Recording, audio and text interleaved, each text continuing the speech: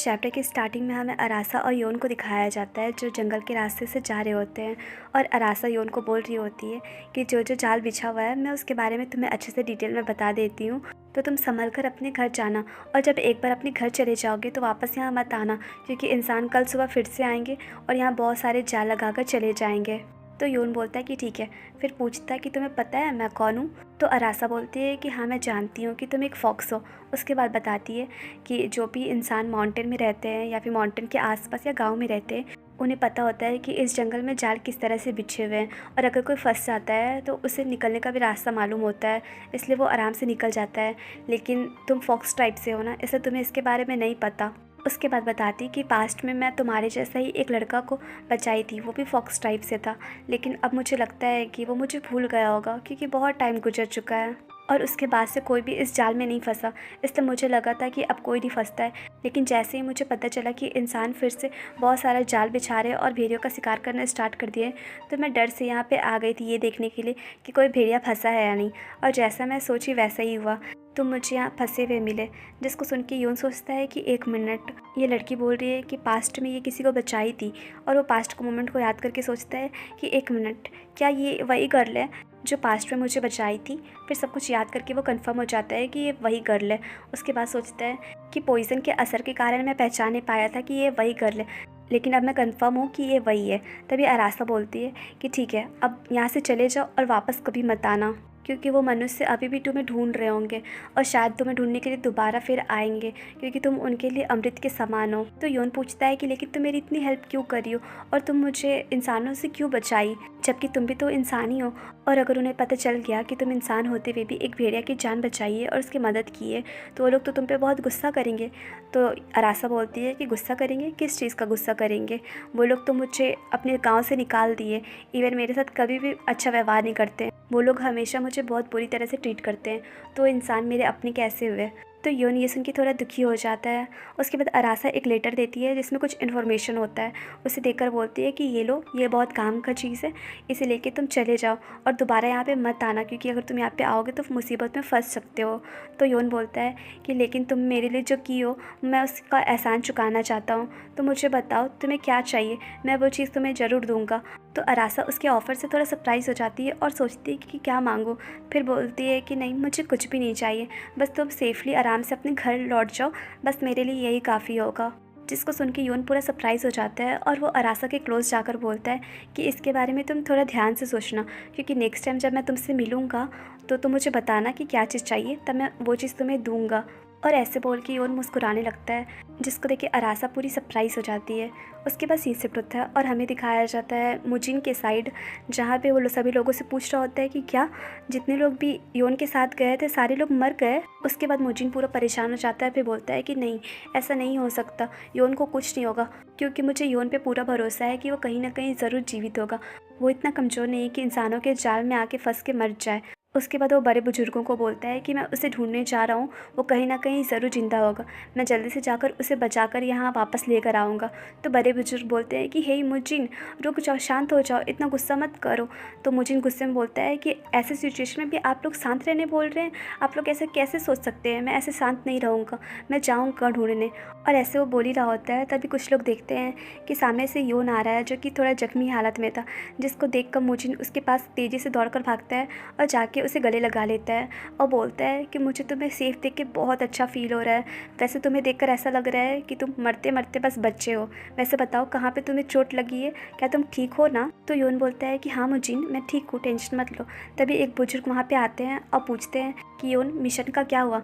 तो योन पहले तो ग्रीट करता है, उसके बाद बताता है कि मास्टर मुझे माफ़ कर दीजिएगा, मिशन हमारा फेल हो गया और मेरे सभी साथी मर गए और मैं सिर्फ अकेला यहाँ पे आया हूँ, इसलिए प्लीज़ मुझे माफ़ कर दीजिएगा।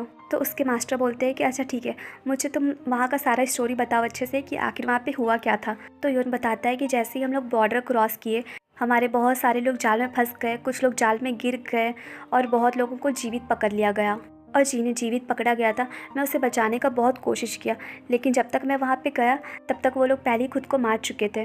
और मुझे लगता है कि वो लोग अपने आप को इसलिए मारे क्योंकि वो नहीं चाहते थे कि मनुष्य के द्वारा वो पकड़े जाए और अपने बॉडी का मनुष्य के द्वारा गलत इस्तेमाल होने दे, इसलिए उन्होंने अपने आप को आग के हवाले कर दिया। और इस तरह से हमारा मिशन फ़ेल हो गया। लेकिन मैं वहाँ कुछ दिन रहा तो मुझे बहुत कुछ पता चला। तो लीडर पूछते कि क्या पता चला, तो योन बताता है कि इस टाइम हमारी करंट शक्ति बहुत ही कम है और अगर हम इंसानों से लड़ेंगे तो सिर्फ हम हारेंगे और कुछ नहीं होगा, क्योंकि उनके पास बहुत खतरनाक हथियार है और बहुत खतरनाक नॉलेज भी है और वो लोग बिना अधिक मेहनत किए बिना हमारा शिकार आराम से कर सकते हैं।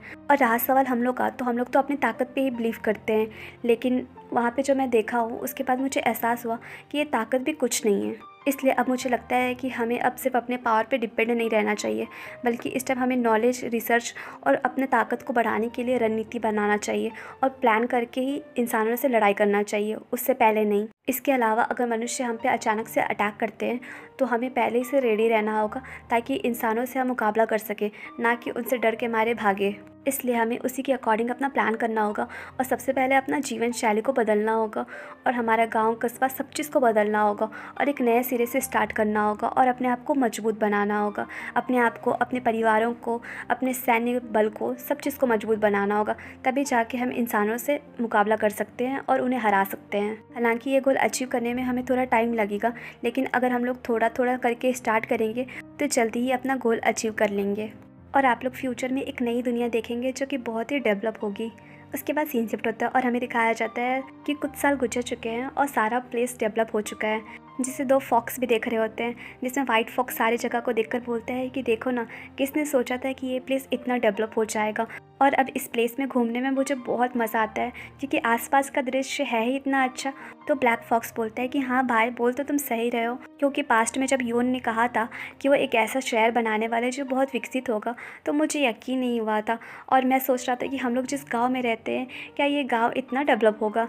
लेकिन इस शहर को देखकर अब अपने आँखों में विश्वास हो गया है। और ऐसे वो लोग बात करते करते जा ही रहे होते हैं, तभी वो सामने फ़ोटोज़ देखते हैं, जिसमें एक साइड योन का फ़ोटो होता है और दूसरे साइड मोजिन का, जिसको देख के वाइट फॉक्स बोलता है कि देखो देखो, ये मोजिन और योन का फ़ोटो है और ये फ़ोटो इसलिए लगा हुआ है क्योंकि ये हमारे राजा बनने के लिए उम्मीदवार के रूप में खड़े हुए हैं। जिसको देख के पास्ट का एक सीन याद करता है, जिसमें वो किसी के पास जाकर बोल रहा होता है कि योन सच में बहुत बुरा आदमी है, देखो ना, ये हमारे गाँव को बदलना चाहता है और कहता है कि हमारे गांव को ये डेवलप कर देगा, पर मुझे ऐसा नहीं लगता। जिसको याद करके सोचता है कि सच में वो जो कहा था वो कर दिखाया और इतने साल में हम बहुत डेवलप कर लिए।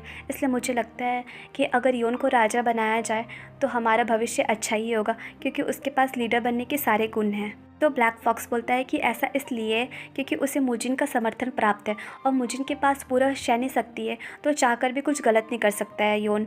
और अगर मुजिन नहीं होता तो योन अपने सपने को कभी नहीं पूरा करने पाता। तो वाइट फॉक्स बोलता है कि हाँ, बोल तो तुम सही रहे हो, वैसे मुझे आश्चर्य होगा कि आखिर दोनों में हमारा राजा कौन बनेगा। तो ब्लैक फॉक्स बोलता है कि जो भी बने, मुझे दोनों पे पूरा भरोसा है कि अगर कोई भी बैठेगा तो वो अच्छा ही काम करेगा, क्योंकि दोनों राजा बनने के लिए अच्छा है। उसके बाद सीन शिफ्ट होता है और हमें दिखाया जाता है योन को, जो कुछ कर रहा होता है और मुजिन पेपर पढ़ रहा होता है, जिसको पढ़कर बोलता है, योन, तुम्हारे पास इतना आइडिया कहाँ से आता है और तुम इतनी आसानी से कोई भी योजना बना लेते हो और सक्सेस भी कर लेते हो। मुझे तो बहुत आश्चर्य होता है, इसलिए मुझे बताओ तुम अपना नॉलेज का भंडार कहाँ पे छुपा कर रखे हो। तो योन हंसता है और बोलता है, क्या भाई, तुम भी ना मजाक करते रहते हो। उसके बाद सीन शिफ्ट होता है और हमें दिखाया जाता है अरासा को, जो अब काफ़ी बड़ी हो चुकी थी और जंगल से अपने घर वापस लौट रही होती और सोचती है कि मैं बहुत थक गई हूँ आज। तभी वो अपना घर देखती है तो सोचती है कि मेरे घर में रोशनी किस चीज़ की जल रही है। उसके बाद वो जल्दी जल्दी अपना घर के अंदर जाती है और दरवाज़ा खोलती है तो देखती है कि सामने योन बैठा हुआ है, जिसको देख के वो पूरी सरप्राइज़ हो जाती है और योन उसे देखकर बोलता है कि अरासा, तुम्हारा स्वागत है यहाँ। उसके बाद सीन शिफ्ट होता है और हमें दिखाया जाता है मुजिन को, जो योन को ढूंढते ढूंढते उसके कमरे में आता है और बोलता है कि योन, क्या तुम अंदर हो। और ऐसे बोल के वो अंदर आ जाता है और सोचता है कि आखिर योन, तुम कहाँ हो, तुम कहीं पे भी नहीं हो, ना तुम घर पे हो ना ही तुम मार्केट में हो, मैं सब जगह देख लिया हूँ, लेकिन तुम हो कहाँ आखिर। वैसे मैं देख रहा हूँ आजकल तुम बहुत बाहर जाते हो, लेकिन तुम बाहर जाते कहाँ हो। उसके बाद मुजिन टेबल में रखा हुआ बुक्स वगैरह देखता है और एक बुक उठाकर सोचता है कि ये बुक तो मैंने पहले कभी नहीं देखा, ये किस चीज़ का बुक है। उसके बाद सोचता है कि अच्छा, तो योन यही सब इकट्ठा करता है और इसी से नॉलेज गेन करता है और प्लान बनाता है, चलो पढ़ के देखा जाए। और ऐसे सोच के वो बुक पढ़ने लगता है, जिसको देख के वो पूरा शॉक्ड हो जाता है और बुक को गुस्से में रख देता है। और इधर सीन शिफ्ट होता है और हमें दिखाया जाता है योन को, जो अरासा से बोल रहा होता है कि ये बुक तो बहुत ही इंटरेस्टिंग है, इसमें तो युद्ध और सैनिकों के बारे में बहुत कुछ है जो कि हमारे फॉक्स ट्राइब के बहुत काम आएगी, और इस बुक का यूज़ करके हम अपना सैन्य शक्ति को बढ़ा सकते हैं, और इस बुक से हमारी युद्ध में भी काफ़ी मदद मिलेगी। इसलिए अरासा, ये बुक देने के लिए तुम्हारा बहुत बहुत शुक्रिया। वैसे किसी दूर गाँव में जाकर इस बुक को लेना तुम्हारे लिए बहुत मुश्किल रहा होगा ना। तो अरासा बोलती है कि मुझे तुमसे वो जड़ी बूटी चाहिए, इसके बदले में मैं ये बुक लाई हूँ, इसलिए प्लीज़ तुम बुरा मत माना मेरी बात का, क्योंकि तुम मुझे एक अनमोल दवा दे रहे हो जो मेरी दादी को बहुत ज़रूरत है, इसलिए मैं तुम्हारे लिए बुक्स लेकर आई।